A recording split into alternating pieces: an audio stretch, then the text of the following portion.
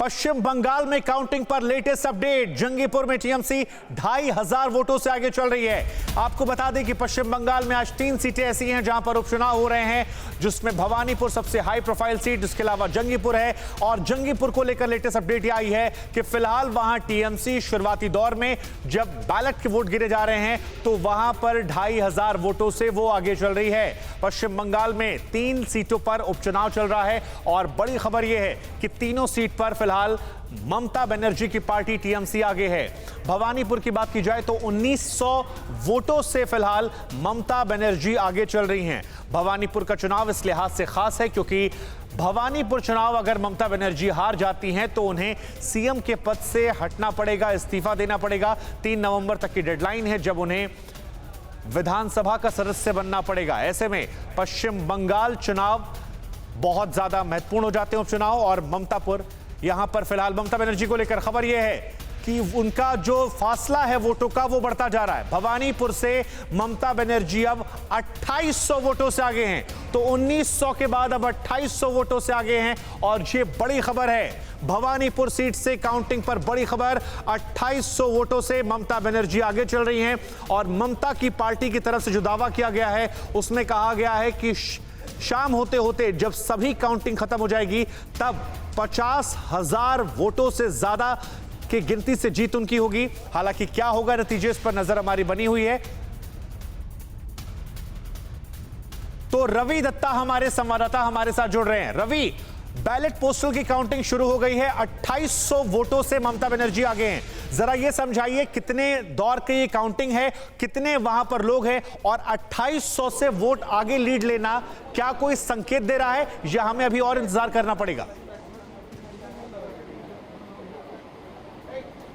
देखिए, सबसे पहले तो ये मैं बता दूं कि पोस्टल बैलेट की जो काउंटिंग है वो ख़त्म हो चुका है। ईवीएम का दूसरा राउंड का काउंटिंग चल रहा है और 2400 से 2500 वोट से ममता बनर्जी आगे चल रही है।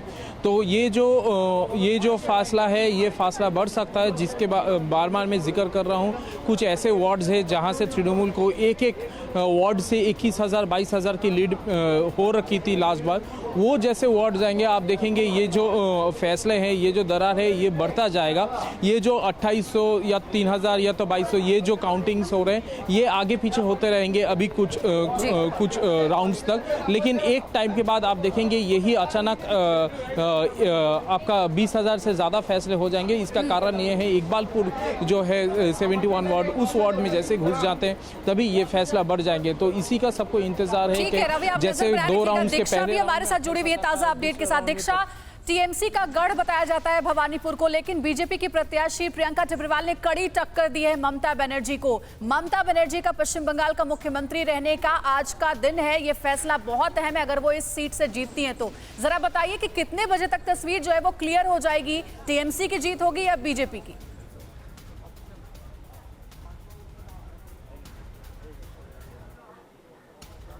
देखिए, पहले बार भी हम ये बताना चाहते हैं कि अभी जो हम लोग के पास जैसे रवि जी बता रहे थे कि ममता बनर्जी करीब 2500 के ऊपर जो सेकेंड राउंड का जो वोट का काउंटिंग हो चुका है ईवीएम में, उसमें 2500 के ऊपर वोट में आगे बढ़े हैं। और पोस्टल बैलेट में भी हम लोग देखे हैं जो ममता बनर्जी लेकिन 700 के ऊपर वोट में, अर्थात करीब 2,900 के ऊपर वोट में ममता बनर्जी अभी आगे है। लेकिन हम लोग के पास ये खबर है, ये जो पिक्चर आ रहे हैं हम लोग को पता है कि लास्ट जो विधानसभा चुनाव में सवनदेव चट्टोपाध्याय टीएमसी की तरफ से जो चुनाव लड़े थे एवं उसका जीत हुई थी, उसमें उनका करीब 27,000 के ऊपर वोटों से उन्होंने आगे बढ़े थे। तो इस बार टीएमसी का क्लेम है कि वो जो ममता बनर्जी उससे भी ज़्यादा जो वोट है उसमें चुनाव जीत जाएंगे।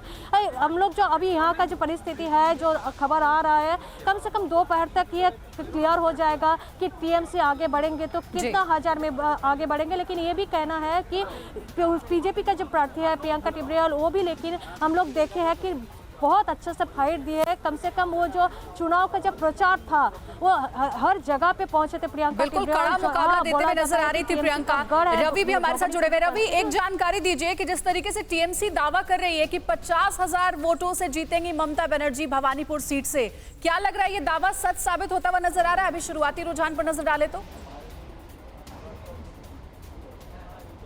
देखिए, ये दावा तृणमूल कांग्रेस के तरफ से है, ये कितना सच है कितना झूठ है वो तो काउंटिंग के बाद पता चलेगा। लेकिन एक चीज़ यहाँ पे देखने वाली बात है कि बाई इलेक्शन में ज़्यादातर देखा जाता है जो ओरिजिनल पोलिंग होता है असेंबली में उससे कम ही परसेंटेज वोट होता है। लेकिन इस बार भवानीपुर में जो देखा गया है काफ़ी ज़्यादा वोटिंग हुए हैं जो कि बाई इलेक्शंस में नहीं होते। अगर उसको मद्देनज़र रखते हुए अगर उसको देखा जाए तो ये कहीं पे मुमकिन लगता है कि क्योंकि ममता बनर्जी स्टार कैंडिडेट है, राज्य का सीएम है और लोग ये भी सोच रहे होंगे कि अगर यहाँ पे बीजेपी जीत जाते तो एक बीजेपी का एक विधायक बनेगा। लेकिन तृणमूल कांग्रेस अगर यहाँ से जीतती है ममता बनर्जी तो वो सीएम कैंडिडेट है। तो ये कहीं पर एक सोच है। फिर उसके बाद पानी का प्रॉब्लम, बहुत सारा प्रॉब्लम है, बहुत सारा चीज़ डेवलपमेंट का वर्क भी हुआ है। तो तृणमूल जो दावा कर रहा है वो सच भी हो सकता है, झूठ भी हो सकता है। लेकिन ये बात ज़रूर है कि इस बार बाई इलेक्शन में जितना वोट होना था उससे मतलब जो ट्रेंड देखा जाता है आमतौर पर उससे कहीं ज़्यादा वोटिंग हुआ है जो कि तृणमूल कांग्रेस के लिए एक अच्छा न्यूज़ है। ठीक है। इधर एक और अहम खबर आ रही है कि बंगाल उपचुनाव काउंटिंग पर एक अपडेट आई है। दरअसल भवानीपुर में काउंटिंग से शुरुआती रुझान आए हैं और ममता बनर्जी के सामने आपको बताया आगे चल रहे हैं। शमशेरगंज और जंगीपुर में भी टीएमसी जो है वो आगे चल रही है।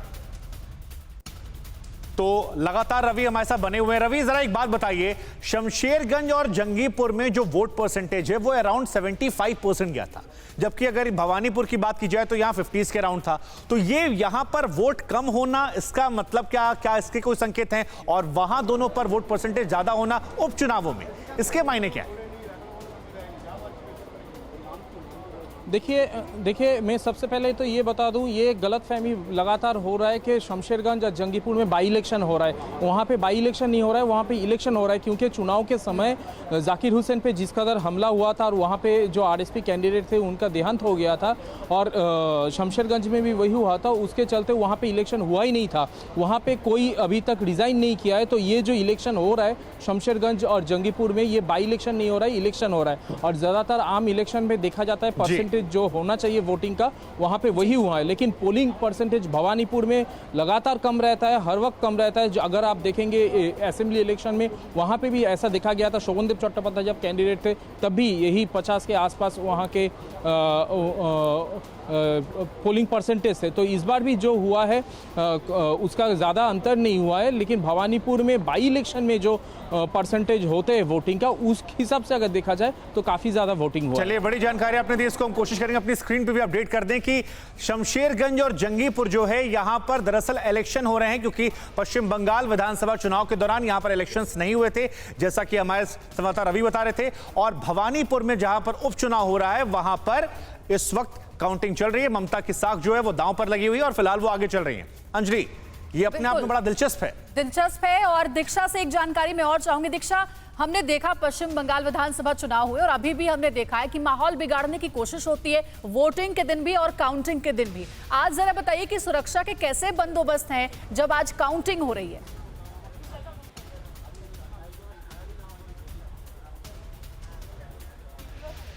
देखिए, हम लोग देखे थे कि ये जो बाई इलेक्शन हो रहा है भवानीपुर के सेंटर में, इसका जो लास्ट दिन था चुनाव का जो प्रचार होता है उसका जो लास्ट दिन था, वहाँ पे भवानीपुर में स्वयं जो बीजेपी का नेता है दिलीप घोष के ऊपर एक हमला हुआ था।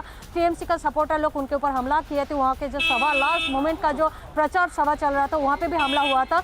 इसके मद्दे रखे हुए कि कलकत्ता पुलिस जो इलेक्शन के डेट पे बहुत फोर्स को बहुत बढ़ाव से रखा था। कम से कम 14 डीसी 14 सी से स्टार्ट करके 5 एनसीपी रैंक के ऑफिसर को पूरा ये भवानीपुर जो कॉन्स्टिट्यूंसी है उसमें पूरा तैनात किया था। आज भी हम लोग देख रहे हैं कि भवानीपुर जो कॉन्स्टिट्यूंसी का जहाँ पर वोटिंग का काउंटिंग चल रहा है, ये है लॉर्ड सिन्हा रोड के ऊपर भवानीपुर में सौखौद मेमोरियल स्कूल के बाहर हम लोग खड़े हैं। तो वहाँ पे त्रिस्तरीय जो निरापत्ता बोलते हैं, सिक्योरिटी बोलते हैं, वहाँ पे वही तैनात किया गया है। अर्थात क्या यहाँ पे भी जो चुनाव के दिन कलकत्ता पुलिस जो पूरा नज़र रखे थे, ऊपर से जॉन सी बी क्राइम रैंक के पदमर्यादा का जो ऑफिसर है उनसे स्टार्ट करके नीचे तक जो फोर्स रखे थे, आज भी उतना ही फोर्स है। त्रिस्तरीय जो निरापत्ता बोला जाता है, निरापत्ता सिक्योरिटी रखा गया है। यहाँ पे भी बाहर हम लोग जो ये रोड जो है इसके बारे में जान लेते हैं। रवि, जरा आप भी जरा तफसील से बता दीजिए 3 सीटों को लेकर के आज नतीजे आने हैं। सुरक्षा के लिहाज से जैसा दीक्षा बता रही थी 3 लेयर सिक्योरिटी का इंतजाम किया गया है ताकि किसी भी तरीके के माहौल बिगाड़ने की कोशिश ना हो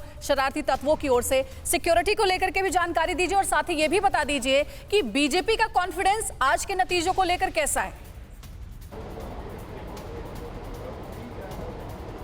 देखिए बीजेपी का मेन कंसंट्रेशन था भवानीपुर, क्योंकि प्रियंका टिब्रेवाल जो कि बीजेपी की तरफ से लॉयर थे, उन्होंने एनएचआरसी का जब केस हुआ था वो लड़े थे और बीजेपी की तरफ से यही प्रचार किया जा रहा था। प्रियंका टिब्रेवाल के चलते ही यहाँ पे सीबीआई का जो इंक्वायरी है वो हुआ था, तो ये बीजेपी का प्रचार था। दूसरी तरफ अगर आप बात करें जंगीपुर का, वहाँ पे जाकिर हुसैन उनके ऊपर फिदायन अटैक हुए थे। हम सबको पता है नीमता स्टेशन में, वहाँ पे वो एक स्टार कैंडिडेट थे, लेकिन जिस कदर वो अटैक उन पे हुआ था, इसीलिए वो उनका जीतना एक कहीं पे तय है। इसका कारण है वो सेंटिमेंट जो है कि प्रार्थी जो है उनके ऊपर अटैक होना, ये सेंटिमेंट कहीं पे उनके ऊपर काम कर रहा है। और वहाँ पे जंगीपुर जो है, मुर्शिदाबाद जंगीपुर जो है वो वैसे ही तृणमूल का गढ़ माना जा रहा है, जब से अदिल चौधरी वहाँ पे अपना ठीक है रवि, नजर बनाए रखिएगा और दीक्षा आप भी लगातार आपके पास आते रहेंगे ताजा अपडेट के लिए। फिलहाल 2800 वोटों से भवानीपुर सीट पर टीएमसी आगे चल रही है। ये वो जगह है जहां पर राज्य की मुख्यमंत्री चुनाव लड़ रही है। उत्तर प्रदेश का हाल, 5 साल कितने कमाल। यूपी किस पर राजी, क्या अखिलेश पलटेंगे बाजी। किसान का चेहरा क्या सिर्फ चुनावी मोहरा। ब्राह्मण शंख बजाएगा, किसको कुर्सी दिलाएगा। ओवैसी का प्लान, किसकी तरफ मुसलमान। साल 2022 के चुनाव का सबसे बड़ा मंच देखिए टीवी 9 भारतवर्ष सत्ता सम्मेलन उत्तर प्रदेश 4 अक्टूबर सुबह 8 बजे से लगातार सिर्फ टीवी 9 भारतवर्ष पर।